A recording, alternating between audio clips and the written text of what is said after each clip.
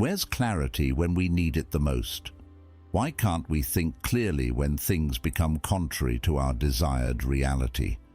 When we are met with unfortunate occurrences and tricky situations that take us by surprise with their suddenness, when they progressively cloud our judgment, too many variables, we often say, but what about the variables? Are we supposed to maintain clarity despite the variables, despite the unfair complexity of the equation? Are we to play God?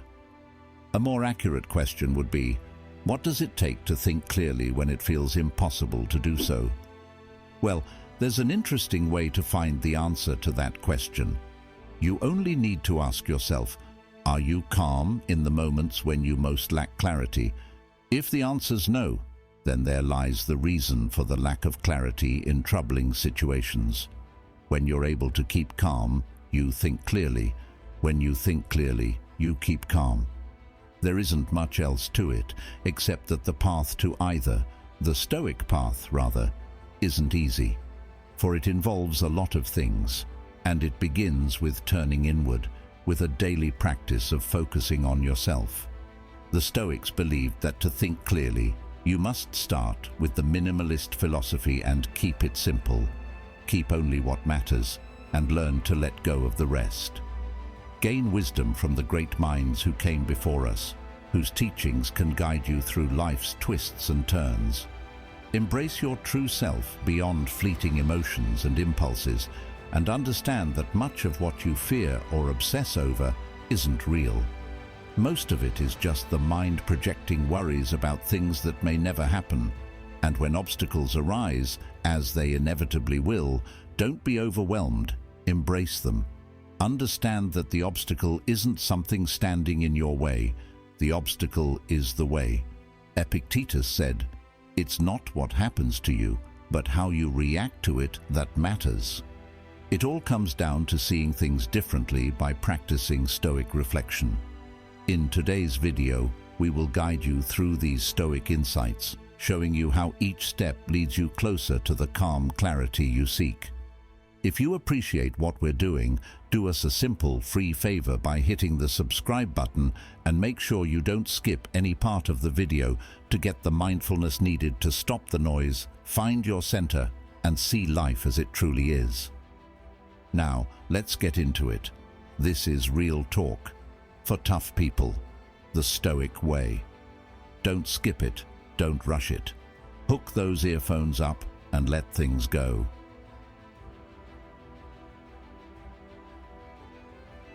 Focus on yourself daily. Ensure that your time truly belongs to you. You will know that your time is indeed free when, no matter where you find yourself, you remain the master of your own actions, thoughts, and emotions. This means that you do not allow your circumstances or responsibilities to dictate your state of mind. Instead of being overwhelmed or consumed by your tasks, you approach them with a sense of autonomy. You engage with your work, your obligations, and your interactions, not out of compulsion, but with the understanding that you are choosing to do so. You loan yourself to your duties rather than giving yourself up entirely to them. This distinction is crucial. When you loan yourself to your affairs, you maintain a certain detachment, a recognition that your identity and worth are not entirely tied up in what you do or how much you accomplish. This detachment gives you clarity. With this clarity, you approach your tasks with dedication, but you do not let them dominate your life or define your value. You are aware that your time is a precious resource, and you are careful not to squander it. You do not seek out excuses to waste time, nor do you fill your days with unnecessary distractions. Instead, you remain focused on what truly matters to you, ensuring that your time is spent in ways that align with your values and long-term goals. Wherever you are, whether in the midst of a busy workday, at home with your family, or even alone with your thoughts, you carry with you the ability to reflect and meditate on meaningful ideas. You don't need to be in a quiet room or a secluded spot to engage in deep thinking. The freedom of your time is reflected in your ability to think and reflect wherever you are. This mental freedom allows you to ponder over important questions, to nurture wholesome thoughts, and to engage in self-improvement, regardless of external circumstances. In practice, this means that you could be sitting at your desk, dealing with a challenging project, but still be connected to your inner life. Your mind, while focused on the task at hand, also remains aware of the bigger picture. You reflect on how the work aligns with your values or consider the lessons you are learning through the process. Similarly, while engaging in conversations or navigating daily routines, you maintain a level of mindfulness that keeps you anchored in your own principles and wisdom. This is key to unburdening yourself from your external pursuits when you're supposed to strike a balance, and a very important step in thinking clearly as an unburdened mind thinks best. This approach transforms even the most mundane tasks into opportunities for growth and introspection. Rather than feeling enslaved by your obligations, you feel empowered, knowing that you are consciously choosing how to spend your time and energy. Your actions are not driven by external pressures or mindless routine, but by a deliberate and thoughtful engagement with life. By ensuring your time is free in this way, you cultivate a sense of inner peace and fulfillment. You move through life with a sense of purpose, rather than being tossed about by the demands of the world. You become the master of your own time, and by extension, the master of your own life. This mastery allows you to live with greater intention, ensuring that each moment is not just spent, but truly lived.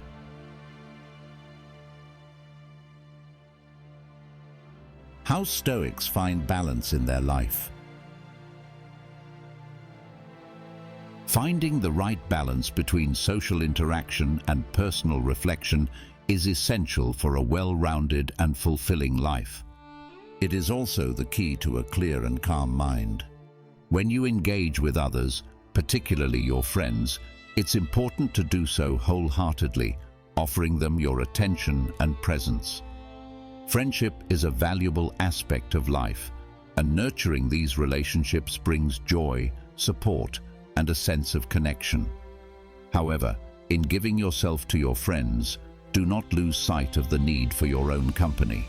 Your relationship with yourself is just as crucial, if not more so, than your relationships with others. Personal reflection is the space where you come to understand your own thoughts, feelings, and desires. It's where you reconnect with your core values and consider your place in the world. Maintaining this balance means that while you enjoy and cherish your time with others, you also carve out time to be alone with your thoughts. This time for reflection is not about isolation or withdrawing from the world, but about cultivating a deeper understanding of yourself and the life you want to lead. It's in these quiet moments that you can process your experiences, learn from them, and plan your future actions with greater clarity and purpose. It's also important not to linger too long with those whose company is tied to a specific occasion or obligation, such as colleagues from work or acquaintances you meet through various roles you play in life. While these interactions are often necessary and can be pleasant, they should not consume all your time and energy. If you spend too much time in these obligatory social settings, you may find yourself drifting away from the deeper, more meaningful relationships and reflections that truly nourish your soul. Instead, strive to spend your time in the company of the best minds, those who have lived in different lands, in different times, but who have left behind wisdom that transcends the ages. These are the great thinkers, writers, and philosophers who ultimately unlocked the secret to thinking clearly, whose works continue to inspire and guide us today. Whether it's through reading their books, pondering their ideas, or engaging with their teachings in your mind, let your thoughts fly to them. By doing so, you enrich your inner world and gain insights that help you navigate your outer world more effectively. The wisdom of the past provides a valuable counterbalance to the distractions of the present, offering perspectives that help you see your life and your challenges in a broader, more enlightened context. For instance, while spending time with friends can be invigorating and fun, reading the works of a great philosopher like Marcus Aurelius can offer you a moment of deep introspection that enriches your understanding of the human condition. When you engage with the thoughts of someone like Epictetus or Seneca, you're not just learning from them, you're entering into a dialogue with them, allowing their wisdom to influence your own thinking and decision-making. Epictetus' discourses, for example, can be considered the handbook to a good life, and when delved into deeply, a treasure trove of clear and direct Stoic wisdom. It has Stoic insights that touch upon almost all aspects of the human condition in a uniquely exhortative style Epictetus used when discoursing with his students. Reading the works of Seneca, who created a variety of writings on Stoic philosophy, can even charm you into Stoicism. Seneca wrote extensively, and aside from in-depth essays on topics such as anger, tranquility, and inner strength, he also wrote many letters containing profound Stoic wisdom. His most famous, Letters from a Stoic, is a collection of 124 letters that Seneca the Younger wrote at the end of his life, during his retirement, after he had worked for Emperor Nero for more than 10 years. They are addressed to a Lucilius, and often begin with an observation on daily life, and then proceed to an issue or principle abstracted from that observation. The result is like a diary or handbook of philosophical meditations. The letters focus on many traditional themes of Stoic philosophy, such as the contempt of death, the stout-heartedness of the sage, and virtue as the supreme good. The teachings of the ancient Stoics often emphasize an often overlooked idea that is fundamental to clear thinking: simplicity. Admiration for simplicity and wisdom is a theme that resonates deeply with those who seek a life of true contentment and fulfillment. In a world where material wealth and outward displays of success often dominate, it takes a discerning mind to recognize the value of a simpler, more profound way of living. Seneca, in his letters to Lucilius, invites us to consider the example of Demetrius, a man who embodies the virtues of simplicity and wisdom. Instead of surrounding himself with the trappings of luxury, the purple and fine linen that signify wealth and status, Demetrius chooses a life of austerity and intellectual richness. His lifestyle may appear humble, even impoverished by conventional standards, but in reality, he has mastered a form of wealth that money cannot buy. By choosing to live without the excesses that others covet, he demonstrates a profound inner freedom. He is not bound by the need for more, for better, for newer. Instead, he is liberated from the endless pursuit of material gain. This freedom, this independence from worldly desires, is what makes Demetrius truly rich. It is within the power of any person to despise all things, but no one can possess all things. Demetrius, however, doesn't just live as someone who has come to hate material wealth. He lives as if he has willingly handed over the pursuit of all possessions to others. He doesn't begrudge those who chase after wealth, but he chooses not to participate in that chase. His life is not marked by deprivation, but by the peace and contentment that come from knowing that he already has everything he needs. By admiring someone like Demetrius, we are reminded of the wisdom that lies in simplicity. His example challenges us to reconsider our own lives, to ask ourselves whether we are truly free or if we are still caught in the trap of wanting more.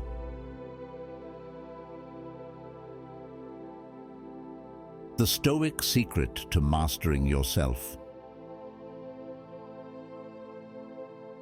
Stoicism teaches us that there's more to us than this accumulation of lived experiences. At the heart of Stoic philosophy is the idea that we are not just the sum of our thoughts, reactions, and experiences. What if I told you that those thoughts, which feel so defining, are just a surface-level reflection of your survival instincts, mechanisms to protect your mind and body? And because of this, they're incredibly vulnerable. These thoughts are influenced by fear, desire, pain, pleasure, and everything else that drives the human machine. When you practice Stoicism, you're often focusing on this vulnerable self, the part of you that gets overwhelmed, that feels stressed, that struggles to control its impulses. You're trying to apply Stoic practices to this fragile identity, hoping that with enough willpower, you can bring it under control. But Stoicism isn't just about willpower, is it? It's about transcending that fragile self altogether. How often have you found yourself frustrated by your own persistence in repeating the same mistakes or failing to achieve the inner peace Stoic wisdom promises? The reason you're not making significant progress when it comes to thinking clearly and keeping calm is because you're trying to wrestle with a self that doesn't need to be wrestled with. Maybe, as the Stoics suggest, you need to step back and recognize that you are not just your thoughts. You are something beyond them. Here's the common trap. Most people think that a Stoic mindset is about pushing through, gritting your teeth, and enduring life's challenges with a stiff upper lip. You practice it by managing your anger, resisting temptations, or keeping calm when work gets overwhelming. You suppose this is how the Stoics, be it Marcus Aurelius, Seneca, or Epictetus, were able to keep calm, think clearly, control their anger, let go of excess, and how you will do all those things too. You work on these things. Perhaps you've cut down on indulgent foods, curbed impulsive spending, or tried to remain more even-keeled in your relationships. These efforts are praiseworthy, no doubt, and they are often the first step toward mastering yourself, towards a clear and calm mind. The reason we never progress beyond the first step is this. Most of us are still stuck in that vulnerable self. We're using Stoic practices like patches on a sinking ship, trying to plug the holes, trying to hold everything together, without realizing that the real goal is to transcend the ship altogether. We think that our minds are those vulnerable thoughts and feelings that react to outside events, so we exhaust ourselves trying to control them. We work hard to suppress natural impulses, anger, frustration, desire, when, in fact, with the mindfulness that Stoicism offers, we should already know that we don't need to suppress them. We need to see beyond them. That is where we begin to finally think clearly, and as a result, keep calm. The brave indifference that Stoicism advocates isn't about being unaffected by life. It's about realizing that your true self exists independent of these fleeting reactions. The self that Stoicism asks you to cultivate is the one that observes without attachment, the one that calmly watches thoughts rise and fall without clinging to them, without being defined by them. It's the self that exists in a realm beyond survival, beyond fear, beyond desire. It's the rational guiding principle within you that isn't swayed by life's ups and downs because it knows that those things are temporary. But most of us haven't tapped into this higher self, so we keep applying Stoicism to the wrong parts of ourselves. And as a result, fail to gain clarity and cultivate inner peace. To think clearly then, and to keep calm, as repetitive as it may sound, you need to understand that you are not your experiences. You are not your reactions. You are not your anger, your fear, your frustrations. You are something far deeper, an enduring rational essence that can observe all of these things without being overwhelmed by them. Most people never get to this level of understanding. They stop at self-control, trying to tame the vulnerable self that is driven by destiny. They fail to see that self-control is only the beginning, and that the end is our true self, the self that already knows what it can and cannot control because it sees everything as it is. That is why they fail to think clearly and keep calm. What you need to do is let your guiding principle, your rational mind, your true self, take the reins. The guiding principle can step back and see things clearly, to differentiate between what's real and what's just a product of your subjective self's distorted thinking. And when you allow this guiding principle to take charge, something remarkable happens. You start living again, as you were meant to. You start to see life for what it really is, free from the illusions of fear and worry. You begin to experience true peace of mind, not by suppressing your emotions, but by seeing them for what they are, fleeting, temporary responses that don't define you. Marcus Aurelius put it simply, you have power over your mind, not outside events. Realize this, and you will find strength. This is the essence of Stoicism. It's not about changing what happens to you, it's about changing how you respond to what happens. And that starts with recognizing that the part of you that feels fear, anger, or despair is not the real you. It's just your subjective self reacting to the world, clouding your judgment, not letting you think clearly, and hence hindering your peace. Once you recognize this, you can rise above it. You can situate yourself in a place where you see reality for what it truly is, neutral, indifferent, and beyond your control. The world isn't out to get you. Life isn't some grand scheme to make you suffer. It's your subjective self that creates this illusion, and the moment you step outside of it, you begin to see things differently, more clearly.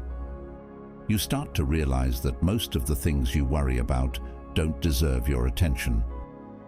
This is the turning point. This is where life starts anew. Don't worry about what isn't real.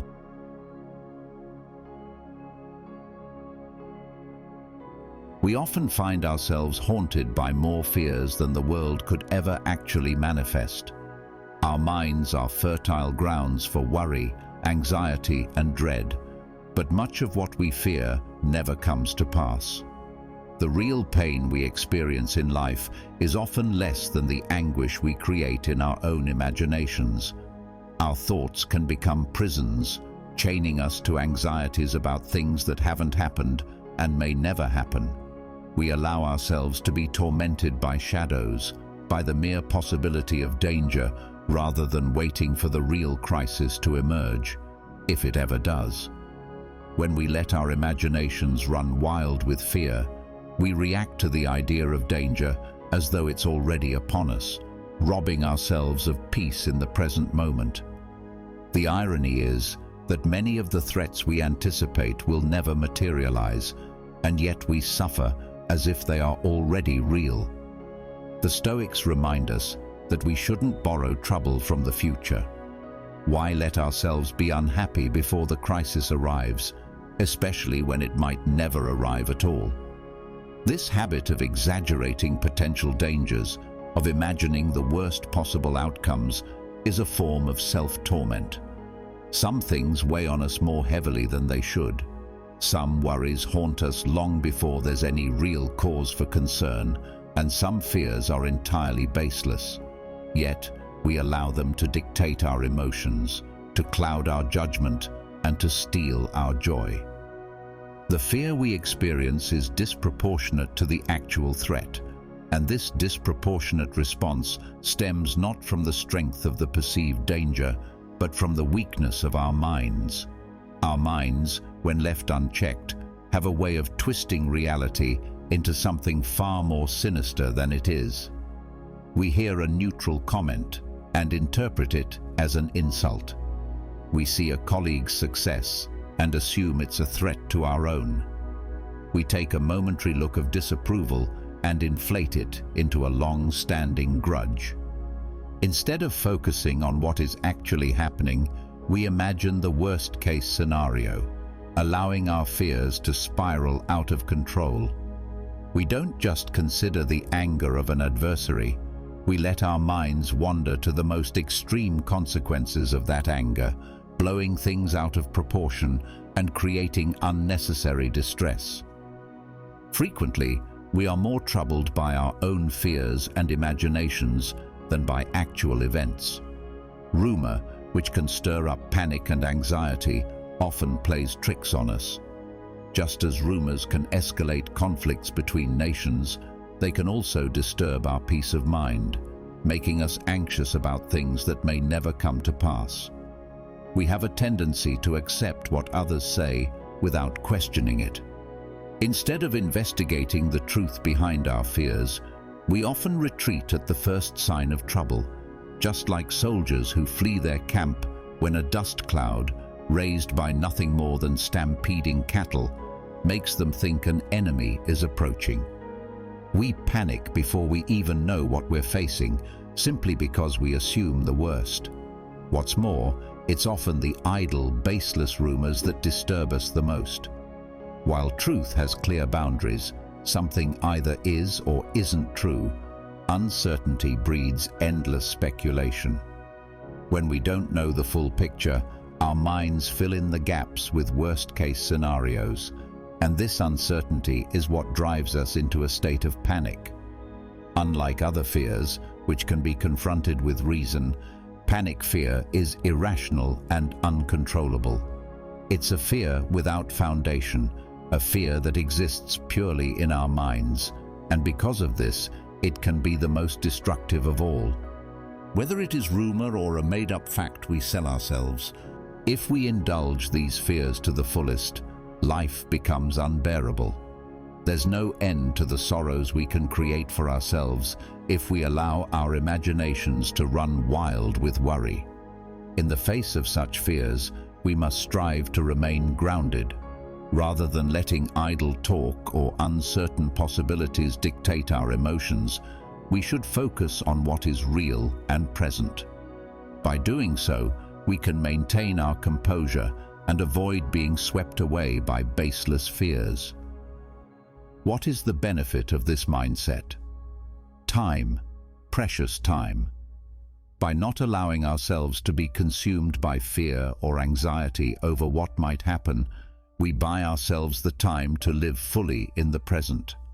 This time is invaluable, for within it lies the potential for countless events and circumstances to unfold that could delay, diminish, or even eliminate the trials we fear. Life has a way of throwing unexpected turns in our path, and sometimes those turns work in our favor. A fire might force us to flee, but that very act of fleeing could lead us to safety. In moments of catastrophe, we might find an unexpected escape or a stroke of luck that softens the blow. Bad fortune is capricious. It doesn't always follow through as we might expect. It can change its course, shift its focus, or even pass us by entirely. In the face of uncertainty, then, why should we allow ourselves to suffer in advance? Why should we let the mere possibility of hardship rob us of the peace and joy we could be experiencing right now? The future is unwritten, and while it holds the potential for pain, it equally holds the potential for joy, for success, for happiness. By looking forward to better things, we cultivate a sense of hope and resilience that can carry us through even the darkest of times.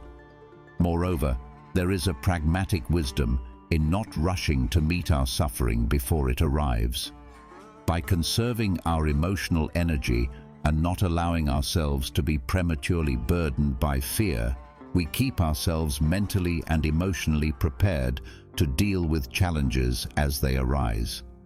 We give ourselves the space to adapt, to respond flexibly to whatever life throws our way, rather than being worn down by the weight of anticipated suffering. In essence, this approach is about striking a balance between realism and optimism. We acknowledge that troubles may come, but we do not let the fear of them dominate our thoughts. Instead, we keep our eyes open for the good that could just as easily come our way. We prepare for the worst, but we hope for the best. And in doing so, we ensure that we live fully in the present, making the most of our time and our lives, no matter what the future may hold. So, rather than running out to meet suffering head-on, let's cultivate patience, hope, and a readiness to embrace whatever positive developments may arise. By doing this, we not only safeguard our present well-being, but also strengthen our ability to face whatever may come with greater resilience and grace. In the meantime, as we wait for life to unfold, let us look forward to better things, because just as misfortune is uncertain, so too is the potential for happiness and success.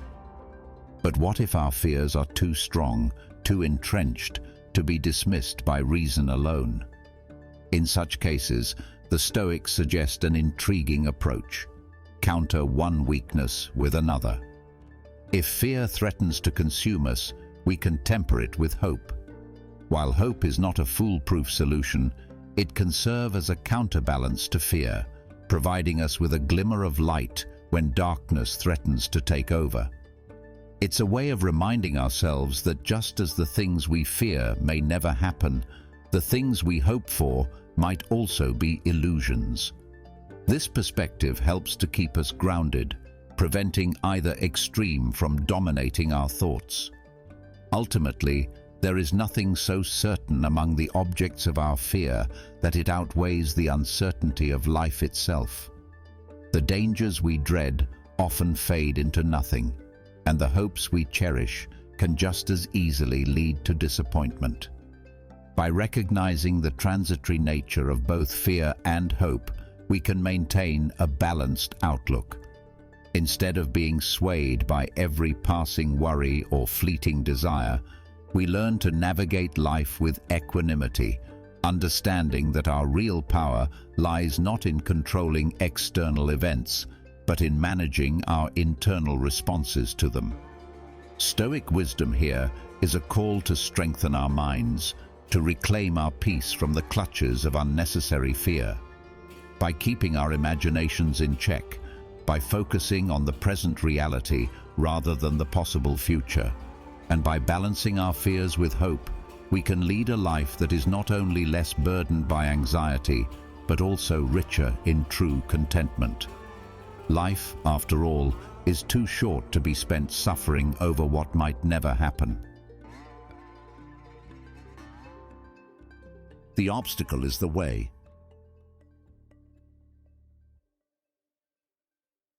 Focusing on the present brings a sense of order and harmony to life. When we're not weighed down by the totality of our problems, we can start to tackle them one by one, as if organizing them in a neat line, each to be dealt with in turn. When we do that, suddenly life feels less chaotic and more like a well-structured dance. Stoic philosophy teaches us to see life as a dance, each step flowing naturally into the next, with balance and precision.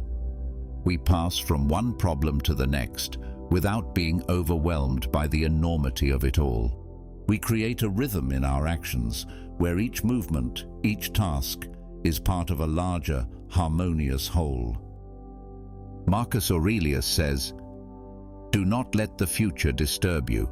You will meet it, if you have to, with the same weapons of reason which today arm you against the present." By focusing on the task at hand, you prepare yourself for whatever comes next. But what goes into this focus on the present moment? How did Marcus Aurelius, Seneca, and Epictetus, more importantly, how do Stoics and the wise people focus on the present task without giving mind to the past and the future? How do they think clearly, keep calm, get on with the action, and overcome adversity? The answer to all those questions is simple: by being good all the time, by following reason, by practicing virtue, one after the other, in one moment and the next. And how do they do that? How do they stay good in every moment? How do they do everything with good intentions? By recognizing the freedom we possess to act virtuously at every moment. Because of this freedom, no external force can stop us from choosing to act with virtue. No one can take away our ability to act justly, wisely, or prudently. These Stoic virtues are entirely within our control, rooted in our own decisions. When we choose to do what is right, we are already practicing virtue, regardless of the outcome. You might be working on a project at work, aiming for fairness and excellence. Even if things don't turn out the way you planned, the simple fact that you approached the task with integrity means you've already succeeded in a moral sense. And why is that important? The greatest good, the Stoics argue, is the feeling of inner joy that arises when our mind and spirit are in perfect harmony with our actions, when we are living in accordance with nature and reason, and when we accept what life brings with grace. This contentment comes not from external success, but from aligning ourselves with what is right, what is morally good, both in our decisions and in our acceptance of what is beyond our control. To gain Stoic wisdom is to also contemplate the vastness of the universe, through which one finds that human affairs, those everyday struggles and triumphs we obsess over, seem incredibly small and insignificant compared to the universe's turn. The Stoics often remind us that the cosmos is vast and timeless, and in the grand scheme of things, our daily concerns are like the playthings of children. We chase power, wealth, recognition, but are these really worthy pursuits? When compared to the boundless nature of the universe, these concerns shrink into nothingness. Worse still, human affairs are frequently steeped in selfish desires, driven by passions, envy, and deceit. In this light, they appear not only trivial, but also ugly, monotonous in their constant repetition of greed, conflict, and moral compromise. And so, what remains in life that is truly great? What stands above this mire of human pettiness? The Stoics would say it is the purity of moral intent, the one thing that elevates us above the baseness of everyday existence. The only real greatness in this life, the only true joy, comes from living with a clear, unblemished sense of purpose. A life animated by the sincere desire to do good, to act justly, to speak the truth, to exercise temperance and bravery, achieves its goal in every moment. You don't need to wait for validation from the future or for others to approve your actions. As long as your intent is pure, your action is complete. And as long as the action is complete, the goal doesn't matter. In this sense, moral action can be compared to a dance. When we dance, we don't think about the end result, the final pose. We're focused on each movement, flowing from one step to the next.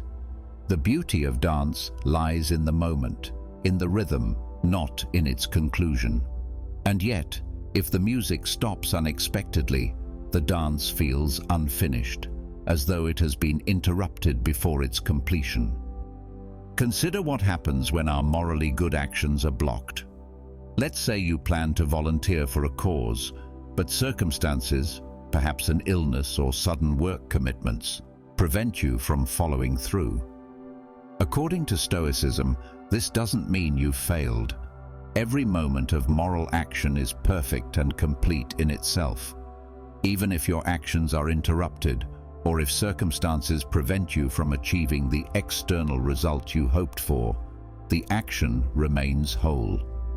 The true value of the action lies in the intention behind it, not in the outcome. As soon as you act with this Stoic mindset, with the pure desire to do what is right, you've already succeeded. The virtue is in the doing, not in what follows.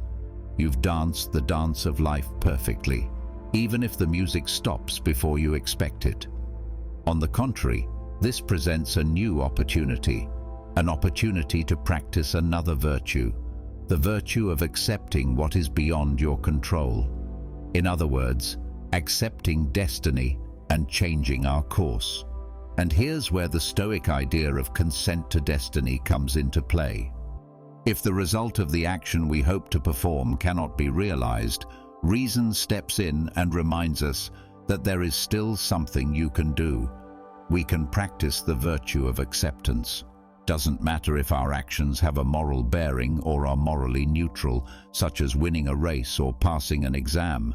Instead of resisting the reality of the situation or becoming bitter about the obstacle, we accept it. This is not resignation or passivity. It's a proactive recognition that some things are simply beyond our control. When you accept what you cannot change and focus on what you can control, when you make peace with destiny and however it has willed it to play out, you align with the flow of life and save yourself from exhausting yourself in futile resistance. This acceptance is crucial for your intention to exercise virtue every time you take action, and never stop doing that, even in the face of failure. But acceptance doesn't mean inaction. This Stoic approach is governed by reason, and so after consenting to the obstacle, the Stoic looks for the next best course of action. This might mean shifting to a new task, a new goal that is more in line with the reality of the situation. So, what matters is that we remain active and engaged, always adjusting and recalibrating our actions based on new information, without getting stuck in frustration or disappointment. We simply take the next step that seems most reasonable and possible. This dynamic process, adjusting, accepting, and acting, is what gives order and harmony to our lives. In a world obsessed with outcomes, the Stoic finds freedom in focusing on the process, the continual exercise of virtue in every moment. This is why no obstacle, no failure, no external setback can rob the Stoic of peace. The good, they argue, is always within reach because it is not dependent on anything outside of our control. It lies in the purity of our intentions, in the choices we make, in our willingness to accept destiny as it unfolds. Marcus says, "My thought can turn upside down everything that presents an obstacle to my action and transform the obstacle into an object toward which my impulse to act ought preferably to tend." Thus, our thoughts, when they are morally good, possess the power to turn every obstacle into the very objects of our focus, not with a renewed intention, but with the same intention of exercising virtue in the next action and accepting destiny when it wills our action to fail.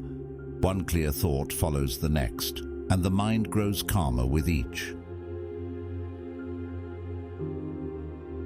Think clearly to keep calm.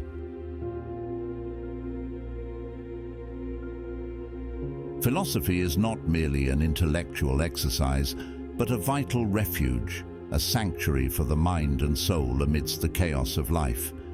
It is not something to be studied at a distance, like a collection of ancient texts or abstract ideas confined to the ivory towers of academia. Rather, it's a living, breathing practice that has the power to transform our lives from within. It's a way of life that shields us from the ceaseless noise, ambition, and strife that surround us. In a world where distractions and pressures are ever present, philosophy serves as a kind of retreat. Imagine the world as a bustling city, with its crowded streets, constant chatter, and unceasing demands. Now, picture yourself stepping away from that city into a quiet garden, a place where you can sit in stillness, where the air is fresh and the noise of the outside world fades into the background. This is what philosophy offers, a space within your own mind where you can withdraw, reflect, and find peace, no matter how chaotic life becomes around you. Philosophy helps us view the world more clearly. It helps us cut through the noise, the superficial worries, the the petty conflicts, the endless striving for things that don't truly matter, and focus on what is essential, it teaches us to ask the right questions. What is truly important in life? What is and isn't in my control? How should I respond to adversity? The answers, when they come from wisdom cultivated through philosophy, give us the perspective we need to think clearly and keep calm. Consider the pressures of ambition, for example. In a society that often equates success with wealth, status, or power, it's easy to become caught up in a race that leaves us feeling constantly behind, never satisfied, always striving for more. But philosophy invites us to step back and question this pursuit. Is it leading to happiness, or is it just filling our lives with stress and anxiety? By encouraging us to seek fulfillment not in external achievements, but in inner virtue and wisdom, philosophy helps us find contentment and peace, even if the world around us seems obsessed with the next big thing. Similarly, in times of strife, whether it's personal conflict, social turmoil, or global crises, philosophy offers a steady hand. It reminds us that while we cannot control the actions of others or the events that unfold around us, we can control our own responses. Philosophy teaches resilience, the ability to remain composed and grounded in our principles even when the world seems to be falling apart. It's like having an anchor in a storm. While the waves may rage and the winds may howl, we remain secure, not because the storm is any less fierce, but because we have something solid to hold on to. This realization that philosophy cultivates is not about ignoring the hardships of life or pretending that they don't exist. It's about facing them head-on with a calm and courageous spirit, knowing that we have the faculties and devices to deal with whatever comes our way. Philosophy equips us with those tools, whether it's the wisdom to accept what we cannot change, the courage to change what we can, or the composure to find calm amidst turmoil. Stoic philosophy is a call to live deliberately and thoughtfully. It's a reminder that amidst all the external pressures and distractions, we have a place within ourselves where we can retreat, reflect, and renew our strength. Philosophy is that place, offering us not only peace and protection, but also the clarity and courage to live a life that is true to our deepest values. It's not just about thinking differently, it's about thinking clearly. It's about seeing things differently to live differently, in a way that brings us closer to the kind of inner peace and resilience that no external force can shake. There is no doubt but that all those things which are considered evils are the heavier from not being foreseen. The excellence and divine nature of wisdom consists in taking a near view of and gaining a thorough acquaintance with all human affairs, in not being surprised when anything happens, and in thinking that there is no event that has not happened that may not happen. If you like what we do, feel free to do more and like and share the video. And if you haven't already, subscribe to the channel, to the community. How, you ask? By hitting that like button as a symbol of your commitment to change. By subscribing to join a community where wisdom isn't just shared but lived, to help us create powerful stuff. And don't forget to hit the notification bell, the gentle chime of a Stoic philosopher, reminding you to return to this space of learning and growth. Each like, each subscription, each notification is a step towards a collective awakening. And if you feel that stirring in your heart, that resonance with the words of Marcus Aurelius, Seneca, or Epictetus, share this video. That will help us immensely in continuing to create powerful and unique stuff for the community. Everything changes when you truly hear what Stoicism has been telling us all along. Everything gets better. Your self-discipline, your self-control, your temperance, your cultivation of inner peace and resilience, your self-awareness, your equanimity. You practice forgiveness more often. You stop caring what others think. You start to live with a sense of calm, clarity, and purpose.